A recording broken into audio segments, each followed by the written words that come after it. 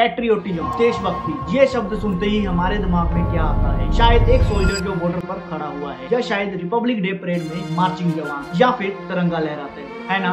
लेकिन सवाल ये है, क्या हमारी देशभक्ति असली है या फिर दिखावा?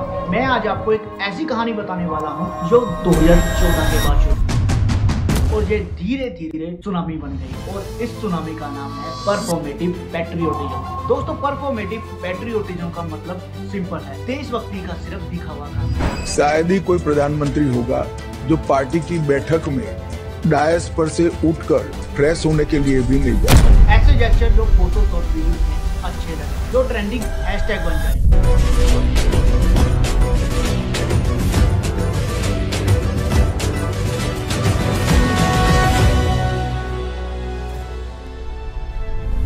लेकिन एक्चुअली जिसमें देश के लिए काम कम, ड्रामे ज्यादा हो। जैसे किसी को सिर्फ इसलिए देशद्रोही कह देना क्योंकि उसने नेशनल एंथम के बाद खड़ा होने में 5 सेकंड लेट कर दिया हो, या फिर सोशल मीडिया की प्रोफाइल पिक्चर पे तिरंगा लगाना लेकिन रियल लाइफ में टैक्स इवेड करना, ब्राइवरी करना, या फिर जेंडर इक्वालिटी के अगेंस्ट खड़े होना। दोस्तों, देशभक्ति का मतलब पहले होता था वोटिंग रिस्पॉन्सिबिलिटी, सच बोलना, करप्शन के अगेंस्ट खड़े होना। लेकिन 2014 के बाद एक नया ट्रेंड आया। एप्पल के शोरूम पर कोई भारतीय दिखना नहीं चाहिए। निर्लज्ज, तो फिर आ गया। जब तक ट्रंप के होश ठिकाने नहीं आए।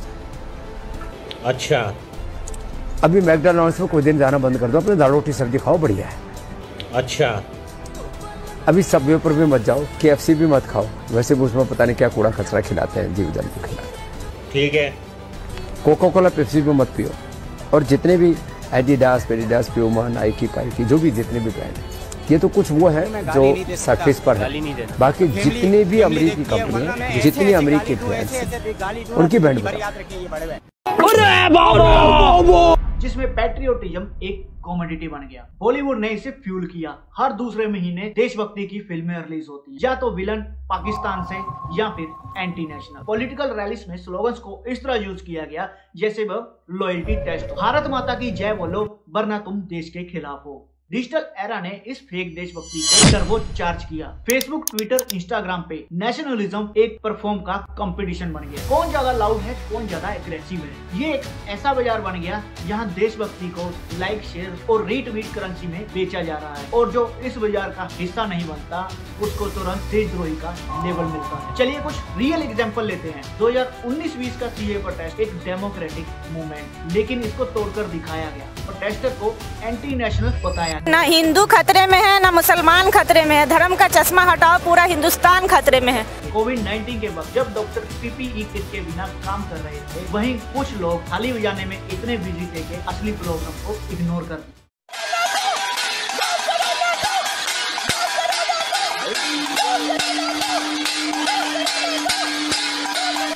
बॉलीवुड के अवार्ड शो में एक नया ट्रेंड शुरू हुआ। तिरंगा बैकग्राउंड में स्पीचेस, लेकिन बैक स्टेज पर नेपोटिज्म और एक्सप्लॉयटेशन चलती है। दोस्तों, प्रॉब्लम ये है कि परफॉर्मेटिव पैट्रियोटिज्म सिर्फ एक डिस्ट्रैक्शन है। जब हम सिंबल के पीछे भागते हैं तो असली इश्यू जैसे अनएम्प्लॉयमेंट, हेल्थ केयर, एजुकेशन तब पीछे छूट जाते हैं। और जब एक सोसाइटी में डिसेंट को देशद्रोही कहकर चुप करा दिया जाए, डेमोक्रेसी का सोल मरने लगा। दोस्तों, आज हम 3 बड़ी बातें समझेंगे। नंबर 1, कैसे पॉलिटिकल कल्चर और डिजिटल फोर्स ने पैट्रियोटिज्म को मार्केटेबल प्रोडक्ट बनाया। नंबर 2, असली सिविक ड्यूटी और परफॉर्मेटिव नेशनलिज्म में फर्क कैसे करें। नंबर 3, इस ट्रेंड का इम्पैक्ट मार्जिनलाइज्ड कम्युनिटी और डेमोक्रेटिक इंस्टीट्यूशन पर क्या है। दोस्तों, क्या हम अपनी देशभक्ति को सिर्फ एक सेल्फी तक सीमित रखना चाहते हैं, या फिर सच में देश के लिए कुछ करना चाहते हैं? आज ये सफर अनकंफर्टेबल होगा, लेकिन जरूरी होगा, क्योंकि हमने अगर इस फेक देशभक्ति को समझा नहीं तो कल हम एक ऐसे देश में रहेंगे जहां लॉयल्टी का मतलब सिर्फ एक स्लोगन बोलना हो और सच गुनाह हो जाएगा। भारत माता की जय बोलो वरना तुम देश के गद्दार हो। Chapter 1, the ecosystem of performative patriotism. दोस्तों, परफॉर्मेटिव पैट्रियोटिज्म का गेम सिर्फ एक इंसान का नहीं, ये पूरा इकोसिस्टम है। एक नेटवर्क जो अपनी अपनी जगह से इस मशीन को चलाते हैं, और सबके अपने अपने मोटिव होते हैं, पावर, प्रॉफिट या सर्वाइवल। पॉलिटिक्स में देशभक्ति का यूज कोई नया नहीं है, लेकिन 2014 के बाद ये सर्जिकल वेपन बन गया। इलेक्शन रैलीज में नेता कहते हैं जो देश के खिलाफ वो हमारे खिलाफ। ये लाइन क्लैप के लिए होती है, हेडलाइंस के लिए होती है, लेकिन जब रियल इश्यूज जैसे अग्रेरियन क्राइसिस सामने आते हैं तो वो चुप क्यों हो जाते हैं। एक केस स्टडी 2019 में जब पंजाब और महाराष्ट्र के फार्मर सुसाइड कर रहे थे तब रैलीज में बॉर्डर सिक्योरिटी और स्लोगन पर 90% टाइम दिया गया, लेकिन किसानों के लोन वेवर या MSP पर हार्डली कोई डिटेल प्लान डिस्कस हुआ। तो सवाल ये है, क्या देशभक्ति का मतलब सिर्फ बॉर्डर पर लड़ना है या फिर अपने फार्मर्स को भी बचाना है? बॉलीवुड और इन्फ्लुएंसर के लिए देशभक्ति एक ब्रांड है। फिल्म रिलीज होने से पहले तिरंगे के साथ फोटो, इंडिपेंडेंस डे पर पैट्रियोटिक ट्वीट, लेकिन जब हाथरस जैसे कास्ट वायलेंस केस होते हैं कैमरे ऑफ क्यों हो जाते हैं, ट्वीट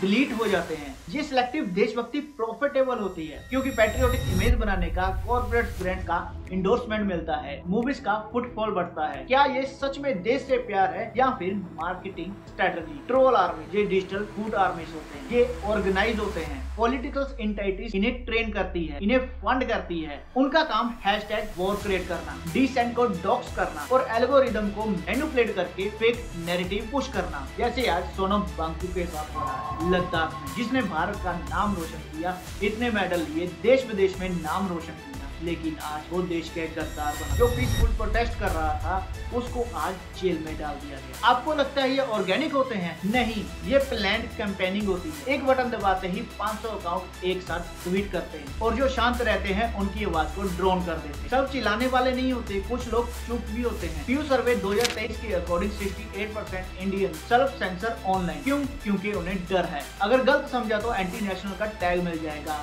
जॉब चली जाएगी या सोशल बॉयकॉट हो। ये साइलेंस भी इकोसिस्टम का पार्ट है क्योंकि जब मेजोरिटी चुप हो जाती है तो माइनॉरिटी की लाउड वॉइस नैरेटिव को पुश करती है। दोस्तों 2014 से भी पहले पैट्रियोटिज्म था, लेकिन ज्यादातर कल्चर प्राइड का। स्पोर्ट्स विक्ट्री का फेस्टिवल या रिपब्लिक डे परेड, ये सेलिब्रेशन यूनिटी की थी, अग्रेशन की नहीं, जैसे आजकल इंडिया पाकिस्तान के मैच में हो रहा है। स्पोर्ट्स को भी पॉलिटाइज किया जा रहा है। अब कुछ लोग कहेंगे उन्होंने हमारे ऊपर हमला किया, भारत ने भी मिशन सिंदूर चलाया, हमने भी उनके मारे, उन्होंने हमारे मारे, हमने उनके मारे, हिसाब बराबर। तो स्पोर्ट्स को स्पोर्ट रहने दो, पॉलिटिक्स को पॉलिटिक्स रहने दो, मिलिट्री को मिलिट्री रहने दो। पहले जब इंडिया पाकिस्तान की वॉर होती थी तब भी वर्ल्ड कप में हाथ मिलाया जाता था। 2014 के बाद डिजिटल, पॉलिटिकल और सोशल मीडिया का एक डेंजरस मिक्स बना। कुछ मेजर ट्रिगर्स इसको एक्सेलरेट कर गए। सिक्योरिटी इंसिडेंट्स के बाद बाइकआउट कल्चर का बर्थ हुआ। बॉर्डर पर गोली चल रही थी और ट्विटर पर फिल्म स्टार की बाइकआउट लिस्ट बन रही थी। पीसफुल प्रोटेस्ट को वेपनाइज किया गया। स्टूडेंट्स और सिटीजन्स की आवाज को देशद्रोही बोलकर डेलिजिनाइज किया गया। पेंडेमिक के वक्त हॉस्पिटल रिसोर्स के लिए फाइट कर रहे थे, नैरेटिव को शिफ्ट कर दिया गया सिंबल एक्ट पर, जैसे थाली बजाओ। सिंबल से सब्सटेंस को ओवरशैडो कर दिया गया। व्हाट्सएप के क्लोज नेटवर्क्स में मिस इन्फॉर्मेशन वाइल्ड फायर की तरह फैलती है बिना अकाउंटेबिलिटी के। ट्विटर का आउटरीच अग्रेशन को रिपोर्ट करता है, एम्पैथी को इग्नोर। आज के टाइम में एक मीम एक गवर्नमेंट रिपोर्ट से ज्यादा इन्फ्लुएंस करता है। लाउड स्लोगन्स एम्पैथी से ज्यादा वायरल होते हैं। ये है डिजिटल पैट्रियोटिज्म का डेंजरस ट्रूथ। जो ज्यादा गुस्सा दिखाता है उसकी आवाज ज्यादा फैलती है। Chapter 2, impact and mechanism of harm.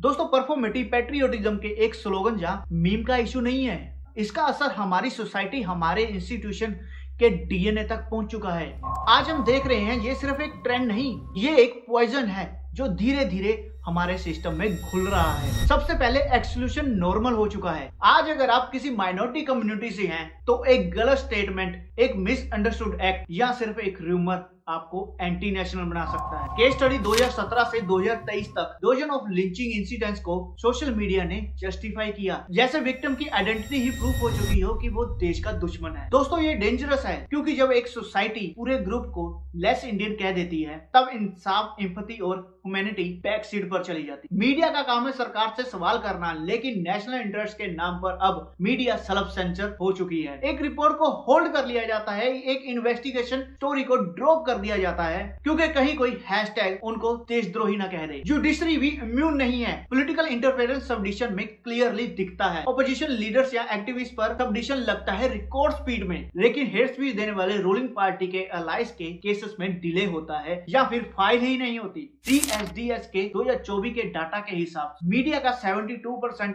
Air time symbolic issue पर जाता है। तिरंगा कंट्रोवर्सी, मूवीज बाइकआउट या सेलिब्रिटी स्टेटमेंट और unemployment, health care, rural distress stress उनके लिए छोटा सा हिस्सा बचता है, क्योंकि आउटरीच सिर्फ टीआरपी देता है, सोल्यूशन नहीं। ट्विटर पे नेशनलिज्म का हॉटस्पॉट है। जैसे कश्मीर पर हर किसी का ओपिनियन अलग है, लेकिन वहीं जब लोग ड्रॉट विलेज का नाम सुनते हैं, silence, no hashtag, no outreach. Corruption भी पैट्रियोटिज्म को प्रोडक्ट बना चुका है। मेड इन इंडिया टैग लगा के आपके इमोशन के साथ खेला जाए। माल चाइना का, मेड इन इंडिया टैग लगाओ और माल कमाओ। आजकल यही तो इंडिया में चल रहा है। देशभक्ति के नाम पर कुछ भी चलता है, लेकिन बैक स्टेज पे वही कंपनीज मिलियंस का टैक्स वेड करती हैं या वर्कर के राइट्स वायलेट होते हैं। देशभक्ति का ये कॉर्पोरेट वर्जन सिर्फ प्रॉफिट के लिए है। एमनेस्टी 2023 सर्वे के अकॉर्डिंग 54% इंडियन ओपनली डिसेंट करने से डरते हैं। डर सिर्फ जेल का नहीं है, डर सोशल मीडिया बॉयकॉट का, जॉब जाने का या ऑनलाइन अब्यूज का। नेशनलिज्म एक ट्राइब बन गया है। यहाँ स्लोगन रिपीट करना लॉयल्टी माना जाता और डिसएग्री करना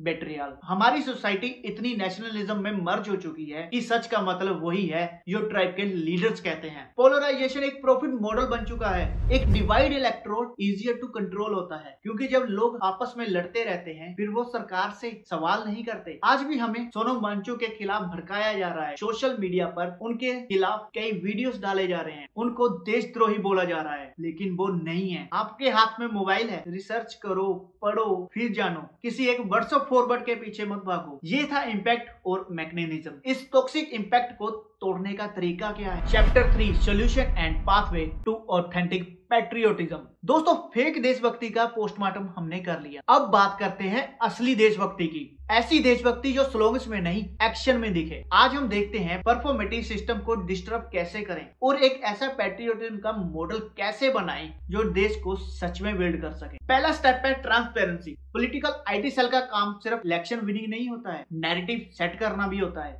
ये फंडिंग कैसे होती है, कितने अकाउंट ऑपरेट होते हैं, ये डिसाइड कौन करता है, कितने हैशटैग ट्रेंड होते हैं, ये सब पब्लिक होना चाहिए। क्योंकि जब फंडिंग का सोर्स क्लियर होगा तो प्रोपेगेंडा का मास्क भी उतर जाएगा। सोशल मीडिया प्लेटफॉर्म को लीगली काउंटेबल बनना होगा। कैसे उनके एल्गोरिथम एग्रेशन को एम्पैथी करते हैं और एम्पैथी को बरी। जब एल्गोरिथम को बैलेंस बनाया जाएगा तो आउटरीच ड्राइवन पैट्रियोटिज्म की चेन टूट जाएगी। एक एजुकेटेड सिटीजन फेक न्यूज का सबसे बड़ा एनिमी होता है। स्कूल लेवल से मीडिया लिटरेसी शुरू होनी चाहिए। कैसे व्हाट्सएप फॉरवर्ड को वेरीफाई किया जाए, कैसे सोर्स को चेक किया जाए, कैसे प्रोपेगेंडा को आइडेंटिफाई करें। अगर हर सिटीजन खुद का फैक्ट चेकर बन जाए तो परफॉर्मेटिव पैट्रियोटिज्म का हाफ वापस चला जाएगा। देशभक्ति का सबसे बड़ा प्रूफ तिरंगा पर फाइल पिक्चर नहीं, रियल एक्शन है। Volunteer work, ethical voting, local economy को सपोर्ट करना, ये है असली कंट्रीब्यूशन। क्योंकि अगर आप सिर्फ सोशल मीडिया पर देश के सपोर्टर हो लेकिन रियल लाइफ में कुछ नहीं करते तो वो देशभक्ति नहीं, कंटेंट क्रिएशन है। इंस्टीट्यूशन की ऑटोनॉमी को प्रोटेक्ट कर, ये है पैट्रियोटिज्म। जुडिशरी,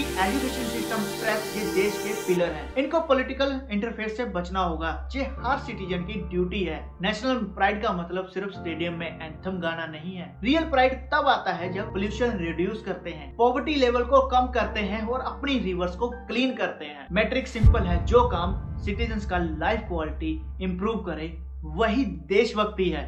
देश के प्रति लॉयल्टी का स्केल कोई पार्टी प्रूफ नहीं करती, कॉन्स्टिट्यूशन करता है। पार्टी स्लोगन से ऊपर उठकर अगर हम कॉन्स्टिट्यूशन को वैल्यू दें तो परफॉर्मेटिव नेशनलिज्म का स्पेस ऑटोमेटिकली स्क्रीन हो जाएगा। दोस्तों, केरला ने एक सिंपल आइडिया को पैट्रियोटिज्म बनाया, civic hygiene. Clean nation campaigns में सिटीजन्स को लोकेलिटी, रिवर, बीचेस को क्लीन किया। इसमें कोई पार्टी स्लोगन नहीं था, बस एक सिंपल बिलीफ था, clean environment is a service to nation. Farmer solidarity network ने भी एक नया मॉडल बनाया, क्रॉस स्टेट यूनिटी। पंजाब के किसानों ने महाराष्ट्र के ड्रॉट इफेक्टेड फार्मर्स को सीड भेजी और केरला के फिश ने दिल्ली प्रोटेस्ट में फूड भेजा। ये है यूनिटी जिसमें रीजन, रिलीजन, लैंग्वेज सब सेकेंडरी हो जाते हैं। परफॉर्मेटिव पैट्रियोटिज्म को तोड़ना पॉसिबल है, लेकिन तब जब हम सिंबॉलिक से ज्यादा सब्सटेंस पे इन्वेस्ट करें। अगर हर सिटीजन अपना पार्ट करे तो देश के लिए काम करना एक पॉलिटिकल स्टेटमेंट नहीं, एक डेली हैबिट बन जाएगी। आपको कैसा लगा ये वीडियो? लाइक, शेयर और कमेंट कीजिए और मुझे आपके सपोर्ट की भी बहुत जरूरत है। अगर आपको मेरी वीडियो पसंद आई तो चैनल को सब्सक्राइब कीजिए। मिलते हैं किसी नेक्स्ट वीडियो में। Bye bye.